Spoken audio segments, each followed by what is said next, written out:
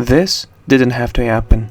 After states began to reopen their economies, the tsunami of unemployment had to end. But instead, we continue to see Americans lose a job far beyond anything we have seen before in all United States history. In 1982, there was a week when 695,000 Americans made initial claims for unemployment benefits. An all-time record was never broken until this year. And we learned that last week 1.877 million Americans made new claims for unemployment benefit. Filings for unemployment insurance claims totaled 1.877 million last week, in a sign that the worst is over for the coronavirus-related jobs crisis, but that the level of unemployment remains stubbornly high. Economists surveyed by Dow Jones had been looking for 1.775 million new claims. The Labor Department's total nevertheless represented a decline from the previous week's upwardly revised total of 2.126 million. So even though more than 40 million Americans lost their jobs in 2020, there were still enough people who lost more than 1 million old jobs last week from 1982. Think about this. Overall, a total of 42.6 million Americans have lost their jobs since the start of the pandemic, making it the largest increase in all unemployment in United States history. The official United States employment rate is expected to exceed 20% when the monthly employment report comes out. The numbers came the day before the Labor Department releases its non-farm payrolls report for May. Economists surveyed by Dow Jones are expecting a decline of 8.3 million and a 20.5% unemployment rate, more than double the highest previous level since the Great Depression. So far, everyone understands that the official unemployment rate has drastically reduced the level of real unemployment in this country. But even if we carry it to nominal value, the unemployment rate is much higher than at any point since the Great Depression of the 1930s. While tens of millions of Americans are not unemployed, and many people find it extremely difficult to pay bills. NPR article entitled "Millions of Americans Skip Payments as Tidal Wave of Defaults and Evictions Looms." Americans are skipping payments on mortgages, auto loans and other bills. Normally, that could mean massive foreclosures, evictions, car repossessions, and people's credits getting destroyed. But much of that has been put on pause. Help from Congress and leniency from lenders have kept impending financial disaster at bay for millions of people. But that may not last for long, and millions of people are getting help from all kinds of lenders. According to the latest available numbers from the credit bureau TransUnion, about 3 million auto loans and 15 million credit card accounts are in some kind of program to let people skip or make partial payments. Those are probably low estimates. According to the analytics company Black Knight, 4.75 million homeowners, or 9% of all mortgages, have entered into forbearance plans. An economic recovery had begun until now, but this is not happening, and now the terrible uprisings that erupt all over the nation will make things worse. Our urban areas contain countless small businesses, and economists warn that there will be a death blow for many of these civil unrests. Some economists are predicting a death blow to some small businesses that were already under unprecedented financial strain.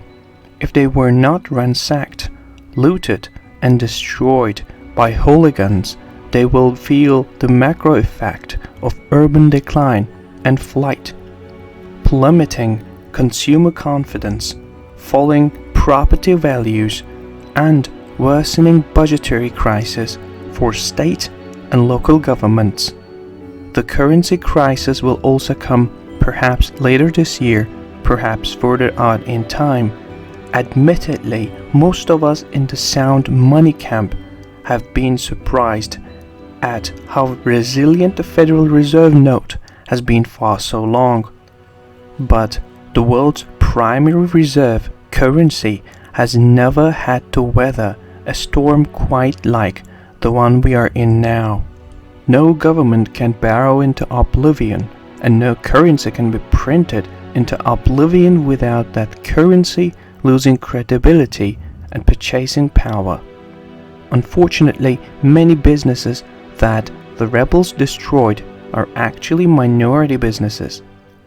What we are watching is a really big national tragedy, and it will never end soon.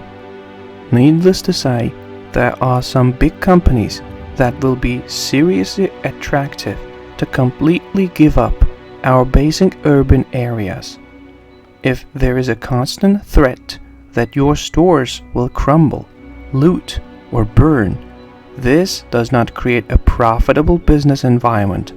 For example, it is reported that Walmart might consider leaving Chicago, and Mayor Lori Lightfoot is begging to stay with them. Mayor Lightfoot said she was on a conference call with Walmart and other major retailers that had stores looted or heavily damaged during the unrest in Chicago. She said she pleaded with them to not abandon Chicago. I think in the case of Walmart, what they were focused on was assessing the damage. They are doing an effort to donate fresh produce to the extent of what's left, so it does not perish and other perishables, and they are talking their time, as I would expect. More violence is expected across the country this weekend, and of course, all this revolt will have a major impact on the United States economy. Meanwhile, more than 129,000 new COVID-19 cases have been reported worldwide in the 24-hour period that has just ended, and this is the largest one-day total I've ever seen. In other words, coronavirus pandemic is a long, very long path. Despite what the mainstream media talkers have told you, the truth is that the United States economy will continue to fall apart. We're already in a new economic crisis, and bankers are now warning companies that the credit flow is about to tighten further. Bankers have a message for America's debt-laden companies. Raise money now, because things would get a lot worse.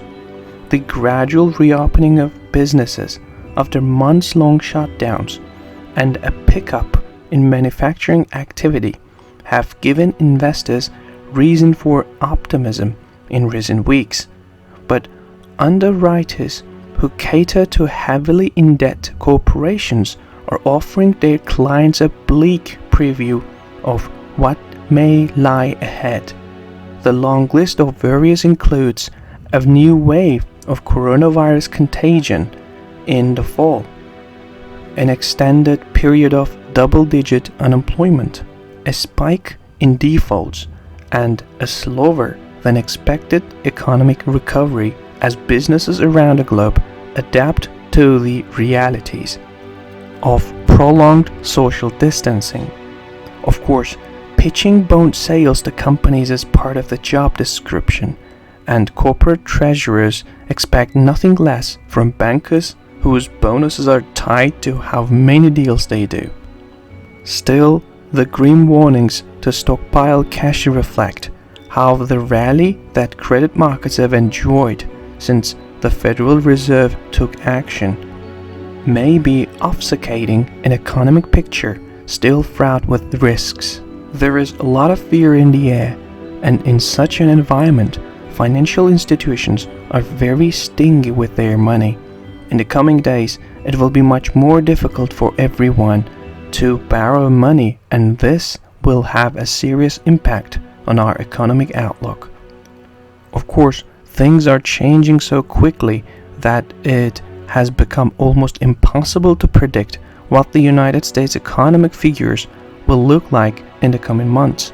In 2020, we have been affected by a major global epidemic, an economic crisis, and the greatest civil unrest for decades. One after another happened, and the truth is that this perfect storm is just beginning. Most of the idea, comment, information, and criticism containing in these videos have been created by Daily News Report. Before making any important investment decision, use the information contained in these videos as a starting point for conducting your own research. If you make any investment or legal decision, it is advised to consult an expert before making this decision.